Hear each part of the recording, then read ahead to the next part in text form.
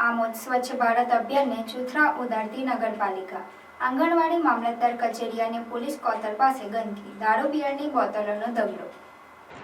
આમોદ પાલિકાને ગંદકી દૂર કરવા માટે વારંવાર રજૂઆત કરવા છતાં કોઈ પરિણામ મળતું નથી, જેથી લોકોમાં પાલિકા સત્તાધીશો સામે રોષ જોવા મળી રહ્યો છે।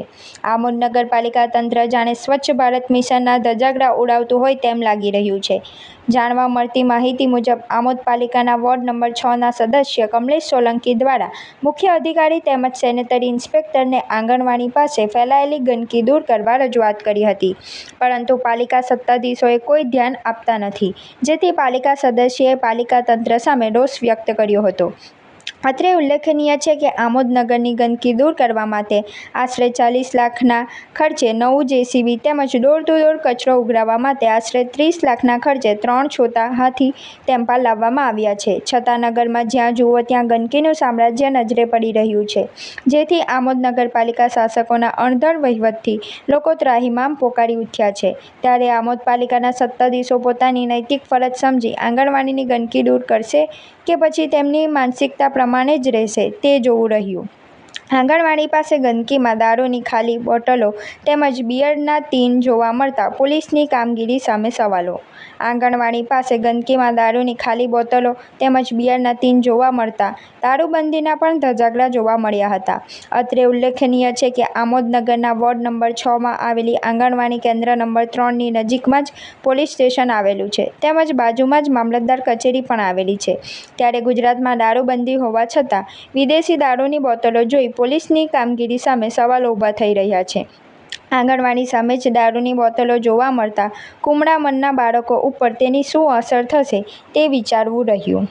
આ ગંદકીનું તો હવે સામ્રાજ્ય તમે જોયું કે કેવું છે। બિયરની બોટલો, દારૂની બોટલો જેવું અનેક નશીલા પદાર્થો જેવું અહીંયા અમને રોજબરોજ જોવા મળે છે।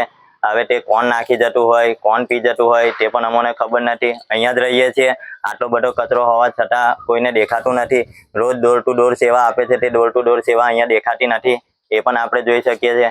બીજું કહેવા જઈએ તો આંગણવાડીના નાના નાના છોકરાઓ જે એવા ઘરોના છે કે એમના ઘરોમાં ડર પણ લાગે તો પણ મા બાપ એને પોછી કાઢતા હોય। હવે એવા સમય પર તેઓ આવાની અંદર મૂકવા આવે તે જોવા લાયક થઈ ગયું છે જાણે। હવે નગરપાલિકાને મળી એટલી વિનંતી કહેતો હોય અને જે ગણો તે જો તમે જાતે કચરો નાખવામાં સમજતા હોય તો આ લેવાનું બી થોડું સમજો તો ખૂબ સરસ કહેવાય। આ કચેરીઓ છે, નાના મોટા ગામોના લોકો અહીંયા અરજી ખાતે આવતા હોય અને તાલુકાનું જો આવા લેવલ ઉપર કામ થતું હોય તો આગળ બીજી ગ્રામ પંચાયતોને એ શું કરવાના?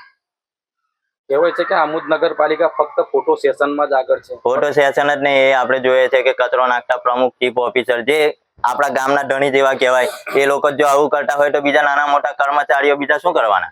એમને જો સજેશન એમના તરફથી ના મળતું હોય કોઈ જાતનું, કર્મચારી એમનું માને, બીજાનું કોનું માનવાના છે? એ જાતે નહીં કરવાના, એમને કહેશે તો કરશે। તો એવું નથી લાગતું કે નગરપાલિકાના ચીફ ઓફિસર ને પ્રમુખશ્રી આ જગ્યા પર સફાઈ કરવા આવવું જોઈએ? આવવું જોઈએ, જાતે કરવું જોઈએ। આ જગ્યા નહીં, બધી કેટલીક જગ્યા છે, તેમની આંખોમાં આવવું જોઈએ આ બધું। એમને ખાલી એકલું બેસી રહીને કામ કર્યા કરવાનું એવું તો કઈ છે નહીં, અને કામ પણ આપણે જોઈએ છે કેવા થાય છે તે। આંગણવાડી ચાલુ છે, અહીંયા નાના નાના ભૂલકાઓ આવે છે, અહીંયા આગળ કચરા પેટીનો ઘોર ગંદકી છે બિલકુલ। એ કચરા પેટીની અંદર દારૂની બોટલો પ્લસ બિયરના બોટલો જેવા કે ડબ્બા પેકિંગો, અહીંયા આગળ નશીલા પદાર્થો પીને એના ખુલ્લા પેકિંગો નાખવામાં આવે છે। અહીંયા આગળ ગંદકી ફૂલ છે, અહીંયા નાના નાના છોકરાઓ અભ્યાસ માટે આવે છે આંગણવાડીમાં। પાલિકાની કોઈ પણ તરફથી આગળ કચરા પેટીનું ડબ્બું મૂકવાની કોઈ પણ સગવડતા નથી। પાલિકા હોવા છતાં જો પાલિકાની પાસે કચરા પેટીના ડબ્બા મૂકવાની વ્યવસ્થા ના હોય તો પછી એના કરતા તો ગ્રામ પંચાયત સારી કહેવાય। જોઈ લો આજુબાજુના ગામડાઓની અંદર જઈને તમે સફાઈ, લાખો રૂપિયા ખર્ચા કરવા છતાં પણ આ લોકો પાલિકાની પાસે કચરા પેટીના ડબ્બાની વ્યવસ્થાઓ નથી। આ ગંદકી રોડ પર ફેલાય છે। આ કચરાની અંદર અનેક પ્રકારના કચરાઓ, ગંદા કચરાઓ લોકો નાખી જાય છે। આ તો અંધારી નગરીને ગંદુ રાજ છે, કશું છે નહીં। બીજું આ પાલિકા બધી જગ્યાએ આમોદ ગામની અંદર ઠેર ઠેર જગ્યાએ ગંદકીના સામ્રાજ્ય ફેલાયેલા છે। આ લોકો કોઈ પણ પ્રકાર રીતે કોઈ રીતે કામ કરવા માટે તૈયાર નથી।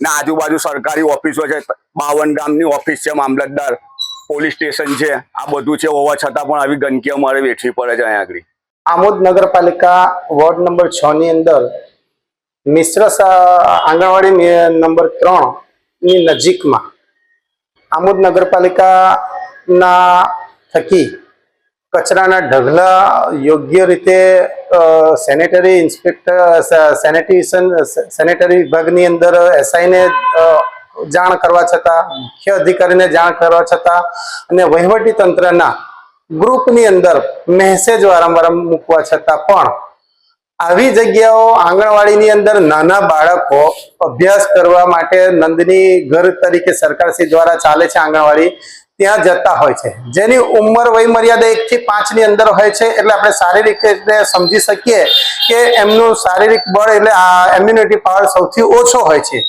ત્યાં આવી ગંદકી હોવી એ આરોગ્યને નુકસાન પહોંચાડે તેવું સમજી શકાય છે.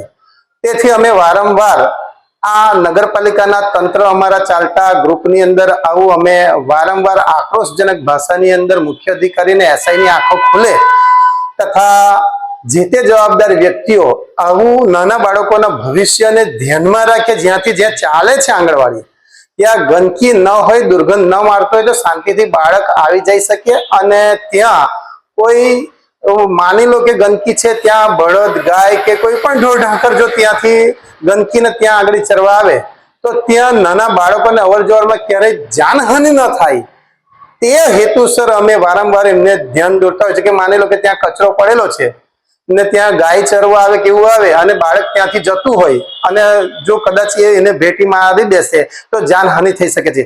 આવા હેતુઓને ધ્યાનમાં રાખીને, ગંદકીને ધ્યાનમાં રાખીને, નાના બાળકોની ઇમ્યુનિટીને ધ્યાનમાં રાખીને અમે વારંવાર મુખ્ય અધિકારી અને એસઆઈને જાણ કરવા છતાં પણ આ નગરપાલિકાના તંત્ર તરફથી આ ગંદકી સાફ ન થતી હોય તેની સામે મારો ભરોભર રોષ વ્યક્ત કરું છું ને આ તંત્રના તમામ લોકોને એ સદબુદ્ધિ આપે એવી મેં આજના વોર્ડના સદસ્ય તરીકે આપ શ્રી થકી મારી આ વેદના વ્યક્ત કરું છું.